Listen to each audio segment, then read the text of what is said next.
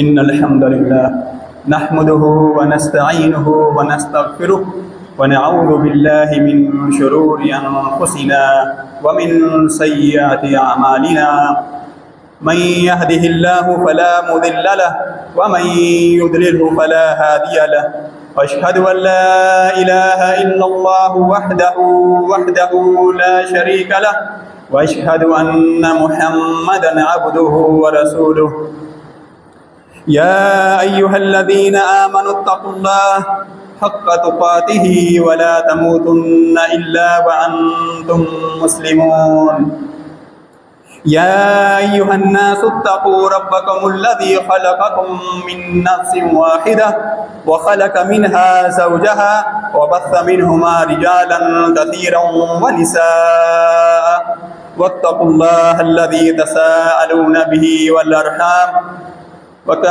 إن الله كان عليكم رقيبا يا أيها الذين آمنوا اتقوا الله وقولوا قولا سديدا يصلح لكم أعمالكم ويغفر لكم ذنوبكم ومن يطع الله ورسوله فقد فاز فوزا عظيما أما بعد فإن خير الحديث كتاب الله وخير الهدي هدي محمد صلى الله عليه وسلم وشر الأمور محدثاتها وكل محدثة بدعة وكل بدعة ضلالة وكل ضلالة في النار. قال الله تعالى إن الله لا يغفر أن يشرك به ويغفر ما دون ذلك لمن يشاء. وقال في مكان آخر يا بني لا تشرك بالله إن الشرك لظلم عظيم. وقال الله تعالى إنه من يشرك بالله فقد حرم الله عليه الجنة ومأواه النار وما للظالمين من أنصار. وقال النبي صلى الله عليه وسلم شفاعتي لأمتي من لا يشرك بالله شيئا. ہر قسم کی حمد و ثنا اللہ سبحانہ و تعالیٰ کے لیے جو اکیلا معبود برحق ہے کہ جس کے سوا کوئی عبادت کے لائق نہیں، جس کے پیارے نام اور صفات الکمال ہیں، اور درود و سلام ہمارے پیارے نبی محمد الرسول اللہ صلی اللہ علیہ وسلم کی ذات گرامی پر کہ جن کے بعد کوئی نبی نہیں آئے گا۔ سامعین محترم، پچھلے خطبے میں ہم نے توحید کے حوالے سے بات کی تھی اور توحید کی اقسام کے حوالے سے بات کی تھی کہ توحید کی 3 اقسام ہیں، توحید کا معنی کیا ہے اور توحید کی اہمیت کیا ہے۔ اور آج کے خطبے میں انشاءاللہ شرک کے حوالے سے بات کریں گے، شرک کسے کہتے ہیں، شرک کی اقسام کون کون سی ہیں، اور پھر ہم دیکھیں گے کیا شرک ہمارے اندر تو نہیں پایا جاتا، کیونکہ ہمارے آج یہ ذہن بن چکے ہیں جب ہم بات کرتے ہیں شرک کی تو لوگوں کے ذہن میں آتا ہے وہ تو دوسرے لوگ کرتے ہیں، ہم لوگ تو شرک سے دور ہیں۔ تو ہم اس میں انشاءاللہ جاننے کی کوشش کریں گے کیا کوئی ایسی صورتیں تو نہیں ہیں کہ اس شرک میں ہم بھی مبتلا ہو چکے ہوں اور ہمیں خبر ہی نہ ہو، کیونکہ نبی کریم صلی اللہ علیہ وسلم ارشاد فرمایا کہ شرک چونٹی کی چال سے بھی زیادہ خفیہ طریقے سے داخل ہوتا ہے کہ انسان کو پتہ بھی نہیں چلتا اور وہ شرک میں مبتلا ہو جاتا ہے اور اس کے سارے اعمال برباد ہو جاتے ہیں۔ اسی لیے آپ اندازہ لگائیں، ہر نبی نے اپنی امت کو شرک سے ڈرایا ہے اور اپنی دعوت کا آغاز اسی سے کیا کرتے تھے، حتیٰ کہ ابراہیم علیہ السلام جن کی زندگی توحید پر گزری اور ساری زندگی شرک رد کرتے رہے، وہ بھی اپنے رب سے دعا کرتے ہیں، یعنی امام الواحدین ہیں، اللہ تعالیٰ کے خلیل ہیں، جنہیں اللہ سبحانہ و تعالیٰ نے اپنے قریبی اور خلیل جیسے لقب سے نوازا ہے۔ اور انبیاء میں خلیل صرف 2 رسول ہیں، صرف 2 رسول ہیں، یعنی کتنا بڑا مقام ہے، کتنا مرتبہ ہے کہ خلیل ایک تو ہیں ابراہیم علیہ السلام اور دوسرے ہیں ہمارے پیارے نبی محمد الرسول اللہ صلی اللہ علیہ وسلم۔ یعنی اتنے بڑے مقام پر فائز ہونے کے باوجود وہ ڈرتے ہیں کہ اللہ تعالیٰ مجھے شرک سے بچا لے، میری اولاد کو شرک سے بچا لے۔ اس کا مطلب ہے کہ معاملہ بڑا خطرناک ہے کہ شرک ایسی چیز ہے کہ شیطان ایسے دھوکے میں مبتلا کر دیتا ہے کہ انسان سمجھتا ہے کہ وہ تو اہل توحید میں سے ہے، لیکن وہ شرک میں مبتلا ہو جاتا ہے اور اسے خبر ہی نہیں ہوتی. اور صحیح بخاری کی روایت ہے، نبی کریم صلی اللہ علیہ وسلم ارشاد فرماتے ہیں کہ مجھے تم پر سب سے جو زیادہ ڈر ہے وہ شرک کا ڈر ہے. ان اخوف ما اخاف علیکم الشرک الاصغر. اور وہ کون سا شرک؟ شرک اصغر، جسے شرک خفی بھی کہا جاتا ہے. تو نبی علیہ الصلوۃ والسلام اپنی امت سے شرک سے ڈرتے ہیں، لیکن بعض ہمارے معاشرے میں لوگ ہیں وہ کہتے ہیں شرک تو ہو ہی نہیں سکتا، شرک تو کر ہی نہیں سکتے. اگر شرک نہ ہو سکتا ہوتا تو پھر انبیاء کیوں ڈرتے؟ نبی علیہ السلام کو اپنی امت سے خوف ہے. اور قیامت کی نشانیوں میں سے یہ بتلایا نبی علیہ الصلوۃ والسلام نے کہ قیامت اس وقت تک قائم نہ ہوگی کہ جب تک میری امت کے لوگ شرک میں مبتلا نہ ہو جائیں اور بتوں کی عبادت شروع نہ کر دیں. لوگ کہتے ہیں اچھا وہ تو بتوں کی عبادت کرنے والے مشرک ہوں گے. میرے بھائی آج اولیاء کے بت بنا لیے گئے ہیں. سیدنا عبد القادر جیلانی رحمہ اللہ کا بت بنایا گیا ہے. آپ مارکیٹ میں دیکھیں موجود ہے، ویڈیوز موجود ہیں کہ ان کا بت بنایا گیا ہے. تو اسی طرح اولیاء کے نام پہ غلو کیا جاتا ہے، اللہ کے نیک بندوں کے نام پہ غلو کیا جاتا ہے، اور لوگ پھر شرک میں مبتلا ہو جاتے ہیں اور انہیں خبر ہی نہیں ہوتی.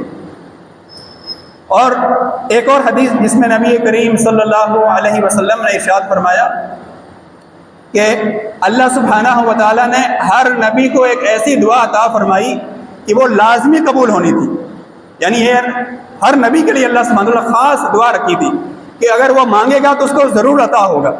اور اللہ کے رسول فرماتے ہیں صلی اللہ علیہ وسلم کہ ہر نبی نے وہ دعا دنیا میں ہی مانگ لی اپنے لیے، لیکن نبی علیہ السلام فرماتے ہیں میں نے وہ اپنی جو دعا ہے وہ اپنی امت کے لیے آخرت میں سنبھال کے رکھی ہے تاکہ میں اپنی امت کے لیے آخرت والی سفارش کر سکوں، کیونکہ وہ دعا میری لازمی قبول ہونی ہے. لیکن فرماتے ہیں نبی کریم صلی اللہ علیہ وسلم کہ وہ دعا کس کو ملے گی؟ من مات من امتی، کہ جو شخص اس حالت میں مر گیا میری امت میں لا یشرک باللہ شیئا، کہ اس نے اللہ کے ساتھ ذرہ برابر بھی شرک نہ کیا ہو. یعنی سفارش ملے گی قیامت والے دن، شفاعت کا حقدار ہوگا، لیکن یہ ایک بنیادی شرط ہے کہ وہ بندہ شرک سے پاک ہو، چاہے وہ شرک ذرے برابر ہی کیوں نہ ہو. یعنی شرک اکبر، شرک اصغر دونوں صورتوں سے پاک ہوگا تو پھر ہی اس شخص کو قیامت والے دن نبی کریم صلی اللہ علیہ وسلم کی شفاعت نصیب ہوگی. اور نبی علیہ السلام کو سفارش ملیں گی وہ مختلف قسم کی ہے، اور علماء کرام نے ان کو جمع فرمایا ہے کہ قیامت کے دن نبی علیہ السلام کو جو سفارش ملے گی وہ تقریباً 8 قسم کی ہیں، لیکن ملیں گی ان کو جو لوگ شرک سے دور ہوں گے، شرک سے بچتے ہوں گے. اچھا شرک سے بچنا ہے، لیکن اگر کسی سے شرک ہو جائے تو اس کا مطلب یہ نہیں کہ وہ سفارش سے محروم ہو جائے گا، نہیں، اس کے پاس موقع ہے، وہ توبہ کر لے اللہ تعالیٰ سے. توبہ کرنے سے اللہ سبحانہ و تعالیٰ ہر گناہ معاف کر دیتا ہے. اور جو اللہ نے قرآن میں فرمایا ہے کہ اللہ سبحانہ و تعالیٰ شرک کے علاوہ ہر گناہ کو معاف کر دیتا ہے، شرک کو معاف نہیں کرے گا، اس کا مطلب قیامت کے دن شرک معاف نہیں ہوگا. اگر کوئی شخص اللہ کے سامنے پیش ہوتا ہے اور اس کے نامہ اعمال میں شرک موجود ہے تو وہ شرک معاف نہیں ہوگا، وہ چاہے شرک اصغر ہو یا شرک اکبر ہو. اللہ نے مطلقاً فرمایا ہے اللہ شرک کو معاف نہیں کرے گا. اس لیے محققین علماء کرام فرماتے ہیں اس میں شرک اکبر بھی داخل ہے کہ یہ ایسا گناہ ہے جو معاف نہیں ہوگا، اور شرک اصغر بھی شامل ہے کہ وہ بھی معاف نہیں ہوگا، اس کی بھی سزا بھگتنی پڑے گی، اس کی سزا بھگتے بنا انسان جنت میں نہیں جا سکتا. تو شرک کی صورت میں اگر نامہ اعمال میں شرک موجود ہوا تو وہ شخص نبی کریم صلی اللہ علیہ وسلم کی شفاعت سے محروم ہو جائے گا. اور اس دن جو شخص نبی علیہ السلام کی شفاعت سے محروم ہو گیا پھر وہ تصور کرے اس کی حالت کیا ہوگی. تو اسی لیے سب سے بنیادی چیز جو ہمیں سمجھنی ہے کہ شرک کو سمجھ لیں تاکہ ہم اس سے بچ سکیں. توحید کو کیوں سیکھتے ہیں؟ تاکہ ہم اس پر عمل کر سکیں. اور شرک کو کیوں سیکھتے ہیں؟ تاکہ ہم اس سے بچ سکیں. جیسا کہ صحیح بخاری کی روایت ہے، سیدنا حذیفہ بن یمان رضی اللہ تعالی عنہ فرماتے ہیں، اور یہ صحابی نبی علیہ الصلوۃ والسلام کے رازدار صحابی تھے. نبی علیہ السلام نے ان کو اپنا رازدار بنایا تھا، اور بعض منافقین کے نام بھی بتائے تھے نبی علیہ الصلوۃ والسلام نے ان کو. حتیٰ کہ سیدنا عمر بن خطاب رضی اللہ عنہ جیسے صحابی ان سے پوچھا کرتے تھے، کوئی جنازہ آتا تو فرماتے کہ اگر سیدنا حذیفہ اس کا جنازہ پڑھ رہے ہیں تو پھر یہ بھی شامل ہو جاتے، ورنہ وہ شخص جنازہ نہ پڑھتے کیونکہ وہ منافق ہے. اور پھر بعض دفعہ پوچھا کرتے سیدنا حذیفہ رضی اللہ عنہ سے، کیا میرا نام اس منافقین میں شامل نہیں ہے؟ یعنی اتنا ڈر تھا اپنے اوپر، اتنا خوف تھا. کون ہے سیدنا عمر جن کے بارے میں نبی علیہ السلام نے جنت کی بشارت دی تھی دنیا میں، لیکن پھر بھی انہیں ڈر لگتا تھا، خوف آتا تھا۔ تو سیدنا حذیفہ رضی اللہ عنہ فرماتے ہیں کہ لوگ نبی علیہ الصلوۃ والسلام سے خیر کے بارے میں پوچھا کرتے تھے، اچھائی کے بارے میں، بھلائی کے بارے میں، لیکن میں نبی علیہ السلام سے فتنوں کے بارے میں سوال کیا کرتا تھا۔ فتنوں کے بارے میں کیوں سوال کرتا تھا؟ تاکہ میں فتنوں سے بچ سکوں، کیونکہ ایسے خطرناک فتنے آنے والے ہیں اور قیامت سے پہلے فتنے ٹوٹ پڑیں گے۔ حتیٰ کہ ایسے ایسے فتنے آئیں گے کہ اگر کوئی شخص صبح کے ٹائم مومن ہے تو شام میں کافر ہو چکا ہوگا، شام میں کافر ہے، صبح مومن ہوگا تو پھر شام میں کافر، یعنی اس کو پتہ نہیں ہوگا کب کفر کر رہا ہے کب شرک کر رہا ہے، یہ حالت ہو چکی ہوگی، ایسے فتنے آ چکے ہوں گے۔ تو میرے بھائیو، ہمارے لیے سب سے پہلے یہ ضروری ہے کہ ہم جانیں، اور سب سے بڑا جو فتنہ ہے وہ شرک ہے۔ تو شرک کہتے ہیں اللہ تعالیٰ کے حقوق میں سے کوئی حق، اللہ تعالیٰ کی جو خاصیت ہے، ہم نے بیان کیا تھا کہ اللہ تعالیٰ کی خاصیت 3 قسم کی ہے جو اللہ کے لیے خاص ہے، آپ کو کسی اور کو نہیں دے سکتے۔ وہ ہے ربوبیت کی خاصیت۔ ربوبیت کیا ہے؟ رب سے ربوبیت ہے کہ اللہ اکیلا خالق ہے، مالک ہے، رازق ہے، مشکل کشا ہے، حاجت روا ہے، زندگی موت کا مالک ہے، نفع نقصان کا مالک ہے، اور کائنات کی تدبیر کرنے والا ہے۔ اس کے سوا اور کوئی بھی نہیں ہے۔ ہر کوئی شخص یہ حق اللہ تعالیٰ کا کسی مخلوق کو دے دیتا ہے کہ فلاں بزرگ ہے، فلاں پیر ہے، فلاں ولی ہے، فلاں نبی ہے، فلاں فرشتہ ہے، فلاں جن ہے، یا چاند ستاروں کے بارے میں عقیدہ رکھتا ہے کہ یہ بھی کائنات کا نظام چلاتے ہیں، یہ بھی نفع نقصان کے مالک ہیں۔ تو یہی ربوبیت میں شرک ہے، اور یہ ایسا شرک ہے جو ابو جہل بھی نہیں کرتا تھا۔ ابو جہل ربوبیت پر ایمان رکھتا تھا، اسے یقین تھا کہ اللہ تعالیٰ کے سوا کوئی نفع نقصان کا مالک نہیں ہے۔ اس لیے آپ دیکھیں گے قرآن میں جب وہ مشکلات میں پھنستے تھے تو صرف اللہ کو پکارتے تھے، کیونکہ ان کو پتہ تھا کہ مشکلات میں صرف اور صرف ایک ذات جو کام آ سکتی ہے۔ تو میرے بھائی، ربوبیت میں ہم نے اللہ سبحانہ و تعالیٰ کو ایک ماننا ہے۔ حتیٰ کہ آپ دیکھیں ہمارے معاشرے میں لوگ کہیں گے بھائی ہم تو پیروں کے بارے میں عقیدہ نہیں رکھتے ہیں، لوگ تعویذ باندھتے ہیں، دھاگے پہنتے ہیں، کڑے پہنتے ہیں، پتھر مختلف قسم کے لوگوں نے ہاتھوں میں پہنے ہوتے ہیں۔ یہ کیا ہے جی ان سے بلائیں ٹلتی ہیں، مصیبتیں ٹلتی ہیں۔ میرے بھائی یہی تو شرک ہے۔ اس لیے نبی اسلام نے فرمایا تھا من تعلق تمیمۃ فقد اشرک، جس نے تعویذ لٹکایا اس نے شرک کیا ہے۔ آج ہمارے دیکھیں نوجوانوں کے ہاتھوں میں دھاگے بندھے ہوئے ہیں، کڑے بندھے ہوئے ہیں، تعویذ بندھے ہوئے ہیں، یہ کیا ہے؟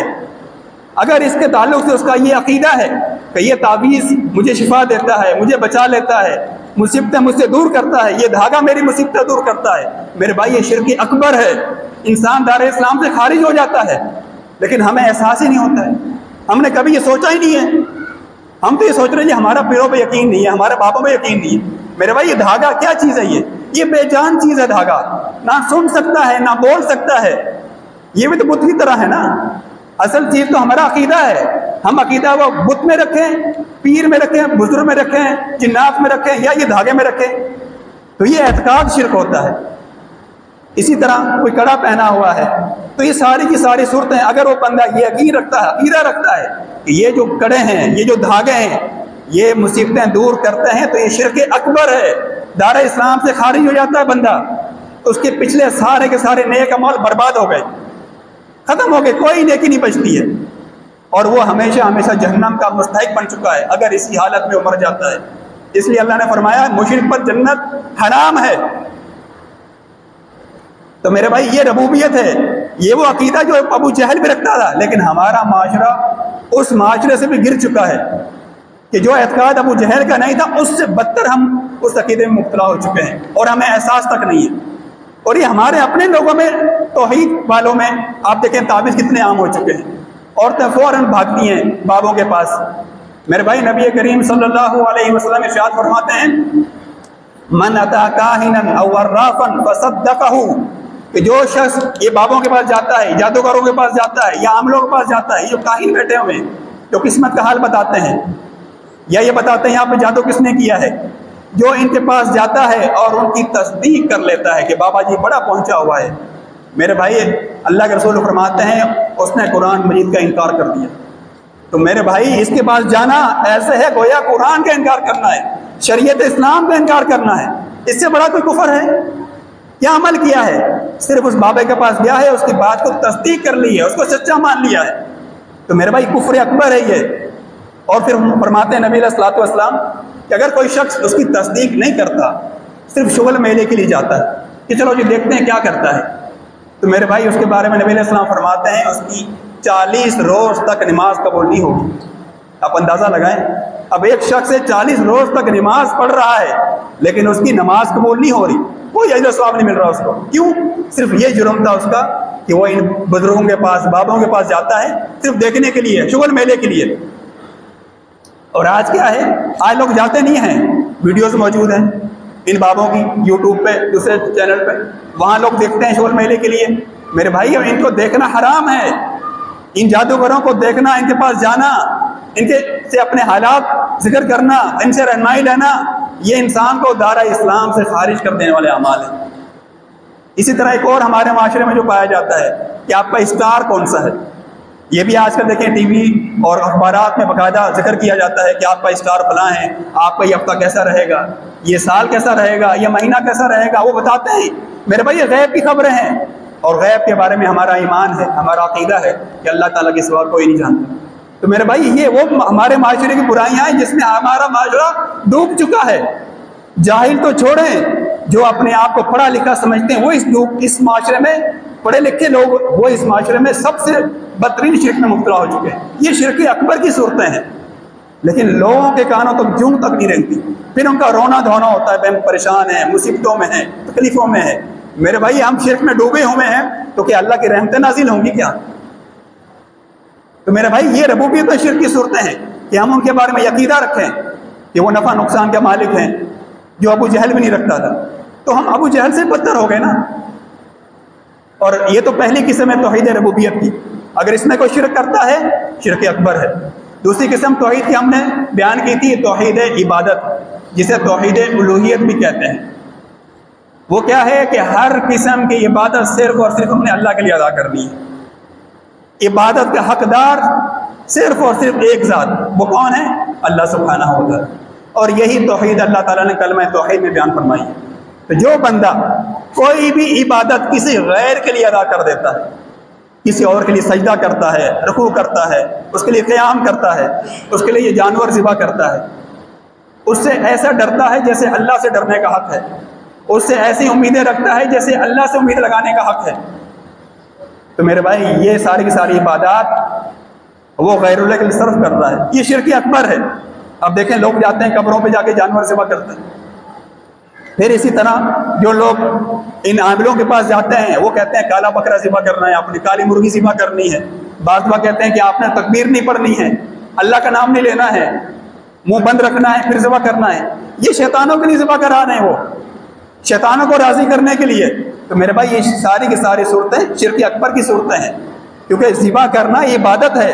ابھی ذو الحجہ کا مہینہ چل رہا ہے, آپ سب جانتے ہیں قربانی عبادت ہے. اس لیے سورہ کوثر میں کیا پڑھتے ہیں؟ فَصَلِّ لِرَبِّكَ وَانْحَرْ. اللہ تعالیٰ حکم فرماتے ہیں کہ اپنے رب کے لیے نماز پڑھیں اور اسی کے لیے قربانی کریں. جیسے نماز عبادت ہے, نماز ہم کسی اور کے لیے ادا نہیں کر سکتے, تو قربانی بھی عبادت ہے, جانور ذبح کرنا بھی عبادت ہے. تو کس کے لیے کریں گے؟ صرف اور صرف اللہ سبحانہ و تعالیٰ کے لیے. اچھا اس میں بھی آپ دیکھیں, لوگ کہیں گے بھائی ہم تو غیر اللہ کے لیے نہیں کرتے, ہم تو اللہ کے لیے کرتے ہیں. میرے بھائی اس میں بھی ہم مبتلا ہیں. کیسے؟ ریاکاری, جسے شرک خفی کہا جاتا ہے. اب دیکھیں آج قربانیاں کیا بن چکی ہیں؟ نمود و نمائش کا ذریعہ بن چکی ہیں, فخر کا ذریعہ بن چکی ہیں. لوگ جانور لے کر آتے ہیں, ہر کسی کو بتا رہے ہوتے ہیں ہم اتنے لاکھ کا لے کر آئے ہیں. میرے بھائی یہ کیا ہے؟ میرے بھائی یہ ریاکاری ہے, یہ عبادت تباہ و برباد ہو رہی ہے. کیوں؟ آپ تو دکھلا رہے ہیں قربانی بندہ کر رہا ہے نہیں, یار محلے والے کیا کہیں گے, اس پر پیسہ بھی موجود ہے اور قربانی نہیں کر رہا. کیا جانور لے کر آئے گا؟ اچھا دیکھو جتنا پیسہ ہے جانور بالکل سستا لے کر آ گیا, لوگ کیا کہیں گے, اس لیے مہنگا جانور لے کر آتا ہوں. تو میرے بھائی یہ جو دل میں آپ کے خیالات پیدا ہو رہے ہیں نا کہ لوگ کیا کہیں گے, سستا جانور لے کر آ گیا ہے, مہنگا لے کر آؤں, یہ آپ لوگوں کے لیے قربانی کر رہے ہیں, اللہ کے لیے نہیں کر رہے. میرے بھائی یہ شرک ہے, اسے ریاکاری کہا جاتا ہے. یہ وہ فتنہ ہے جس کے بارے میں نبی علیہ السلام فرمایا دجال کے فتنے سے بڑا فتنہ ہے یہ ریاکاری کا. اور ایک حدیث میں آتا ہے من صلی یرائی فقد اشرک, کہ جس نے دکھلاوے کے لیے نماز پڑھی اس نے شرک کیا. ومن صام یرائی فقد اشرک, جو روزہ رکھتا ہے دکھلاوے کے لیے تو وہ بھی شرک کرتا ہے. ومن تصدق یرائی فقد اشرک, جو صدقہ خیرات کرتا ہے لیکن دکھلاوے کے لیے, لوگ کیا کہیں گے, کنجوس آدمی ہے, خرچ نہیں کرتا ہے, غریبوں کی مدد نہیں کرتا ہے. یہ کیا ہے؟ یہ ریاکاری ہے، یہ شرک ہے۔ یہ نبی علیہ السلام فرما رہے ہیں، بندہ تو یہ سوچ کے کر رہا ہے میں اچھا عمل کر رہا ہوں، لیکن اچھے عمل کے لیے نیت کا خالص ہونا ضروری ہے۔ اس لیے حدیث میں آتا ہے انما الاعمال بالنیات۔ اس لیے محدثین اپنی کتابوں میں جب آغاز کرتے تھے حدیث کی کتابوں کا تو پہلے حدیث یہ ذکر کرتے تھے، جیسے امام بخاری نے بھی سب سے پہلے حدیث یہ ذکر کی ہے کہ لکھنے والا، پڑھنے والا، سننے والا یہ جان لے کہ سب سے پہلے اپنی نیت خالص کر لو، تب یہ آپ کا پڑھنا، لکھنا، عمل کرنا یہ سارا کام آئے گا۔ اگر نیت خالص نہیں ہے میرے بھائی تو عمل برباد ہو گیا، تباہ ہو گیا، اس کا اجر و ثواب نہیں ہے، بلکہ نامہ اعمال کے اندر شرک لکھا جا رہا ہے، اور شرک سب سے بڑا گناہ ہے، سب سے بڑا جرم ہے جو اللہ کبھی معاف نہیں کرتا ہے۔ تو میرے بھائی سب سے پہلے اگر ہم یہ قربانی کرنا چاہتے ہیں تو اپنی نیت کو خالص کر لیں۔ شیطان بار بار وسوسے کرے گا آپ کے دل میں، یہ خیالات پیدا ہوں گے۔ شیطان کا کام یہی ہے کہ جب بندہ کوئی نیک کام کرنا چاہتا ہے تو شیطان سب سے پہلے تو رکاوٹیں ڈالتا ہے کہ یہ بندہ یہ نیک کام چھوڑ دے، یہ عمل کرنے سے روکتا ہے۔ لیکن جب شیطان دیکھتا ہے کہ یہ باز نہیں آ رہا، اس نے یہ کر کے چھوڑنا ہے، تو پھر وہ کیا کرتا ہے، اس میں ریاکاری شامل کرا دیتا ہے تاکہ وہ غیر اللہ کے لیے ادا کرے۔ یہ جب غیر اللہ کے لیے ادا کرے گا تو شرک ہو جائے گا، پیسہ بھی گیا اور نیک عمل بھی گیا، کوئی فائدہ نہیں ہوا، بلکہ نامہ اعمال کے اندر شرک لکھا گیا ہے۔ اور وہ حدیث پہلے بھی بیان کر چکے ہیں کہ قیامت والے دن جہنم جو دہکائی جائے گی، سب سے پہلے جو جہنم میں داخل کیے جائیں گے، کون کیے جائیں گے؟ ابو جہل نہیں جائے گا سب سے پہلے جہنم میں، فرعون نہیں جائے گا، کون جائے گا سب سے پہلے جہنم میں؟ مسلمان جائے گا، کلمہ پڑھنے والا، عالم دین، قاری قرآن، صدقہ خیرات کرنے والا اور جہاد فی سبیل اللہ کرنے والا، تین لوگ سب سے پہلے جہنم میں ڈالے جائیں گے۔ کیوں؟ ریاکاری کی وجہ سے۔ یہ معاملہ اتنا آسان نہیں میرے بھائی، ہم کہتے ہیں میرے توحید ہیں تو بس کافی ہوگا، نہیں میرے بھائی، توحید آپ کی زندگی کا حصہ ہے، اٹھتے بیٹھتے آتے جاتے ہر وقت آپ کو توحید کی حاجت ہے، کبھی بھی شیطان گمراہ کر سکتا ہے، اس لیے اپنے دل کو بار بار آپ ٹٹولیں، کہیں دل میں وسوسے آ رہے ہیں تو فوراً ختم کر دیں اور فوراً اپنے دل کی نیت کو پختہ کریں، نہیں میں یہ عمل صرف اللہ کے لیے کر رہا ہوں، شیطان مردود ہو جائے گا، اس کا وسوسہ اس کا ختم ہو جائے گا۔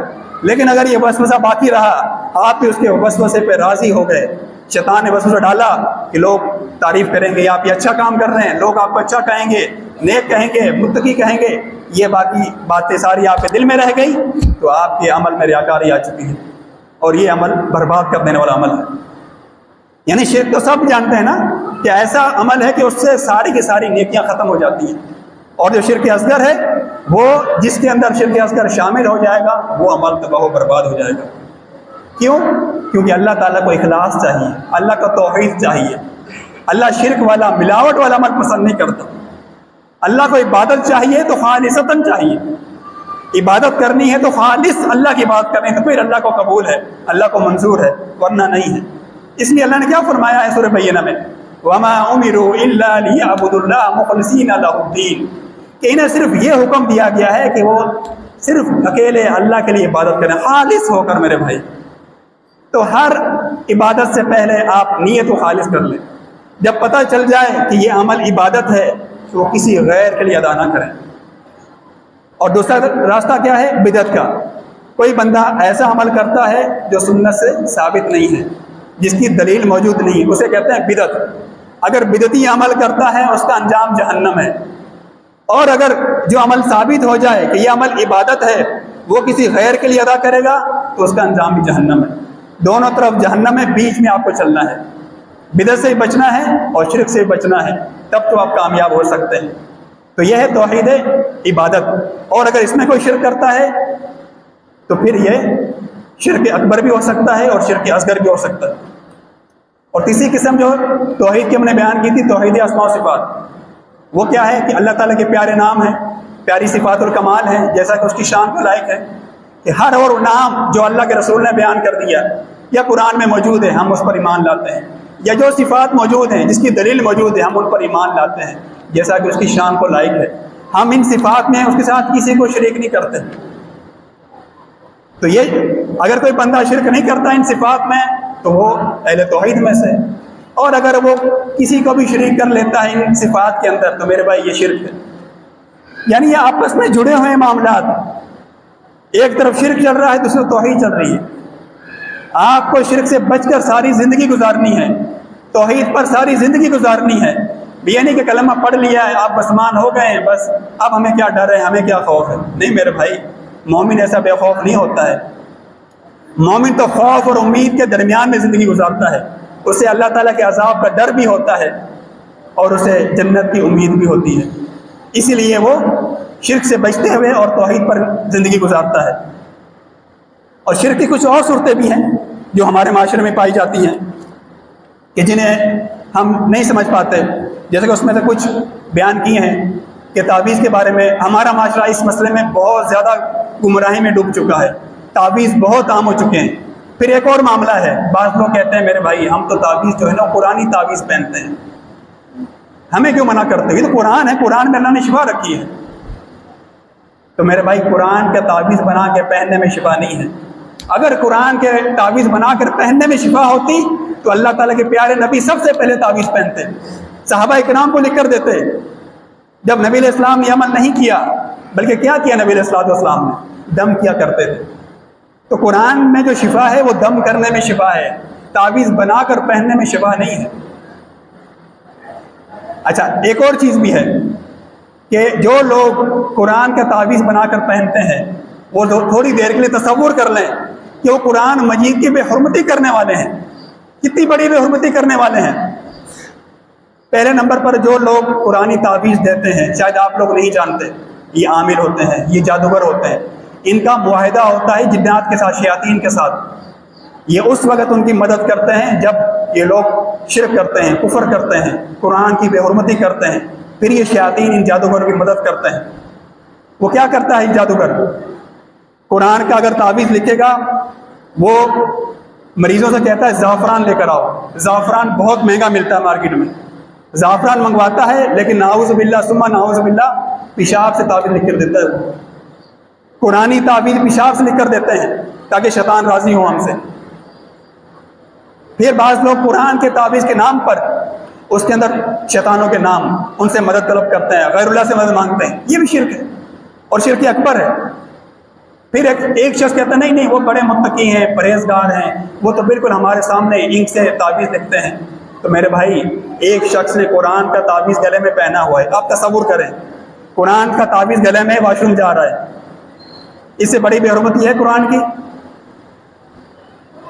ہم چیختے چلاتے ہیں کافر قرآن کی بے حرمتی کر رہے ہیں. میرے بھائی مسلمان کیا کر رہا ہے یہ؟ اس کو کون روکے گا جو گلے میں 24 گھنٹے تعویذ پہن کے گھوم رہا ہے؟ تعویذ پہنا ہوا ہے، بندہ سو گیا ہے، قرآن نیچے ہے، خود اوپر سو رہا ہے. جناب میرے بھائی یہ کیا ہے؟ پھر تصور کریں تھوڑی دیر کے لیے. پھر مرد ہے کبھی ناپاک بھی ہو جاتا ہے، غسل واجب ہو جاتا ہے. عورتیں ہیں مخصوص دن آ جاتے ہیں، اس حالت میں قرآن کو ساتھ لگائے گھوم رہے ہیں. پھر بچوں نے تعویذ پہنا ہوا ہے، کبھی کمر پہ باندھا ہوا ہے، کبھی ٹانگ پہ باندھا ہوا ہے، کبھی بازو پہ باندھا ہوا ہے. بچہ پیشاب کرتا ہے، پورا پیشاب سے لت پت ہو جاتا ہے، بعض دفعہ پیمپر لیک ہو جاتا ہے. تو میرے بھائی وہ قرآن کہاں جا رہا ہے؟ پیشاب کے ساتھ ٹچ ہو رہا ہے. تو میرے بھائی تصور تو کریں آپ لوگ. پھر کہتے ہیں ہمارے اوپر اللہ کے عذاب کیوں آ رہے ہیں؟ میرے بھائی ہم قرآن سے دشمنی مول لے کے بیٹھے ہوئے ہیں. یہ قرآن قیامت والے دن ہمارے خلاف گواہیاں دے گا. میرے بھائی اس دن کی تیاری کر لیں. کیسے تیاری کریں گے؟ یہ چھوٹی چھوٹی چیزیں نہیں ہیں، یہ شرک ہے، یہ کفر ہے قرآن کی بے حرمتی کرنا. تو اس لیے جو لوگ دھوکہ دیتے ہیں کہ جی ہم تو قرآنی تعویذ پہنتے ہیں، میرے بھائی وہ قرآن کی گستاخی کرنے والے ہیں. اس لیے اللہ سے ڈر جائیں کہ اللہ کا پاک کلام ہے. قیامت والے دن کیا جواب دیں گے اللہ تعالیٰ کو؟ اور میرے بھائی اگر بیماری میں بندہ مر جاتا ہے تو مرنا گوارا کر لے، لیکن قرآن کی بے حرمتی تو نہ کرے نا. کیا ہوگا زیادہ سے زیادہ؟ بندے کو کوئی تکلیف ہے، کوئی بیماری ہے، کوئی مرض ہے، اگر وہ دور نہیں ہو رہا ہے تو کیا ضروری ہے کہ آپ قرآن کی بے حرمتی کر کے علاج کرانا چاہتے ہیں؟ میرے بھائی جب اگر موت لکھی ہے تو موت آ کر رہے گی، موت کو کوئی نہیں ڈال سکتا. لیکن میرے بھائی یہ حرام طریقوں سے علاج سے بچ جائیں. آپ کو ایمان ہونا چاہیے قرآن مجید پر. اور کسی کو کچھ بھی نہیں آتا نا، بچے کو نظر لگ گئی ہے، بچہ رو رہا ہے، بار بار تنگ کرتا ہے، سورۃ الفاتحہ ہر کسی کو آتی ہے. یہ سورۃ الشفا ہے، اس میں اللہ نے شفا رکھی ہے، ہر بیماری کی شفا ہے. اور آپ لوگوں نے واقعہ سن رکھا ہوگا کہ ایک شخص کو کافر تھا، مسلمان نہیں تھا، کافر تھا، ان کا سردار تھا، اس کو بچھو نے ڈس لیا تھا. اور بچھو کا ڈسا آپ کو پتہ ہے زہر کتنا خطرناک ہوتا ہے، کتنی تکلیف ہوتی ہے، آج بھی دیکھیں کتنے انجیکشن لگانے پڑتے ہیں. تو ایک صحابی نے اس پہ دم کیا. کس کا دم کیا؟ سورۃ الفاتحہ کا. میرے بھائی کوئی انجیکشن نہیں لگایا اس کو، کوئی دوائی نہیں دی، صرف سورۃ الفاتحہ پڑھ کے دم کیا ہے، وہ بندہ صحیح ہو گیا. یعنی دیکھیں کتنا خطرناک مرض ہے، اس کا زہر ہے، لیکن سورۃ الفاتحہ سے زہر ختم ہو سکتا ہے. تو میرے بھائی باقی بد نظر لگ جانا، چھوٹی بیماریاں، ان کی کیا حیثیت ہے؟ تو میرے بھائی آپ کو کسی کے پاس جانے کی ضرورت نہیں ہے. آپ اللہ سے دعا مانگے پہلے، پھر خود دم کریں، اپنے اوپر دم کریں، اپنے بیوی پہ، بچے پہ، ماں پہ، والد پہ دم کریں. میرے بھائی آپ کیوں جاتے ہیں کسی کے پاس جا کے ایمان خراب کرتے ہیں؟ یہ تو ایمان کے ڈاکو ہیں، ایمان کے لٹیرے ہیں، جن کا مقصد کیا ہے؟ لوگوں سے مال بھی بٹورنا ہے اور لوگوں کا ایمان بھی چھین لینا ہے. ان کا مقصد یہ ہے، اور آپ ان کے ساتھ تعاون کر رہے ہیں. اور خاص طور پر میں درخواست کروں گا اپنی ماں اور بہنوں سے، کیونکہ وہ اس چکر میں زیادہ پڑی ہوتی ہیں، کہ اللہ تعالیٰ سے ڈر جائیں. اور ابھی جن کے پاس بھی تعویذ موجود ہیں، جنہوں نے دھاگے پہنے ہوئے ہیں، یہ دم کرا کے آئے ہیں ہم لوگ.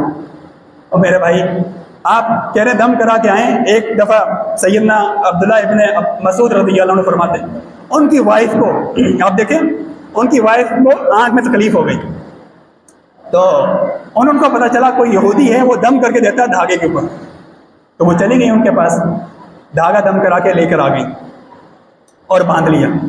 جب گھر پہ آئی سیدنا عبداللہ ابن مسعود رضی اللہ عنہ، تو انہوں نے دیکھا کہ میرے گھر میں یہ شرک، یہ دھاگا باندھا ہوا ہے. پوچھا کیوں باندھا ہوا ہے؟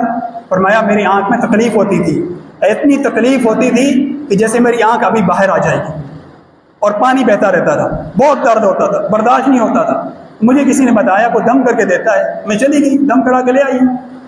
تو نبی علیہ السلام سیدنا عبداللہ ابن مسعود فرماتے ہیں یہ شیطان تھا جو آپ کی آنکھ میں تکلیف کرتا تھا. جب آپ اس میں شرک میں مبتلا ہو وہ پیچھے ہٹ گیا. تو میرے بھائی اس میں ہمارے لیے کیا سبق ہے؟ اگر کوئی شخص غیر شرعی علاج کروا رہا ہے، اس کو اس میں شفا مل رہی ہے، اس کا مطلب کیا ہے؟ کہ شیطان اس کے ساتھ جڑا ہوا تھا، اب شیطان پیچھے ہٹ گیا ہے. اس میں خیر اور بھلائی نہیں ہے، اس میں ایمان جا رہا ہے بندے کا، اس لیے شیطان پیچھے ہٹ گیا ہے. تو پھر سیدنا عبداللہ ابن مسعود رضی اللہ عنہ نے وہ دھاگا کاٹ دیا، اور پھر فرمایا جب تمہیں تکلیف ہو تو یہ دعا پڑھ لو، عالم الباس رب الناس واشفی انت الشافی لا شفاء الا شفاء شفاء لا یغادر سقما. یعنی ہمیں نبی علیہ السلام نے ہر موقع مناسبت کے حساب سے دعائیں بتائی ہیں، تو وہ دعائیں یاد کریں. چھوٹی چھوٹی دعائیں ہیں، ان کو یاد کر لیں. کوئی بھی تکلیف ہے وہ دعا یاد کریں، آپ دم کریں. اور کچھ نہیں آتا آپ سورۃ الفاتحہ 7 بار پڑھ لیں، 3 بار پڑھ لیں، پانی پہ دم کریں، پانی خود پئیں، بچوں کو پلائیں. اسی میں آپ ایمان رکھیں، بس آپ کا ایمان ہونا چاہیے، آپ کا یقین ہونا چاہیے کہ اللہ سبحانہ و تعالیٰ مجھے اس کے ذریعے شفا دے گا، تو انشاءاللہ ضرور شفا ملے گی. لیکن یہ حرام طریقے چھوڑ دیں، یہ خطرناک راستہ ہے، یہ جہنم میں لے جانے والا راستہ ہے. اللہ سبحانہ و تعالیٰ سے دعا ہے کہ اللہ سبحانہ و تعالیٰ ہمیں ان شرک کے خفیہ راستوں سے بھی بچا لیں. جس طرح شرک اکبر سے ہم بچتے ہیں، ہمیں پتہ ہے شرک اکبر کی صورتیں ہیں، تو میرے بھائی یہ جو خفیہ شرک ہے، یہ جو چھپا ہوا شرک ہے، میرے بھائی ان سے ہم جاہل ہیں، انجان ہیں، ہمیں پتہ نہیں ہے. تو ان کے بارے میں بھی علم حاصل کریں تاکہ ان خطرناک راستوں سے بچ سکیں. اللہ سبحانہ و تعالی ہمیں عمل کی توفیق عطا فرمائے. سبحان ربک رب العزۃ عما یصفون وسلام علی المرسلین والحمد للہ رب العالمین.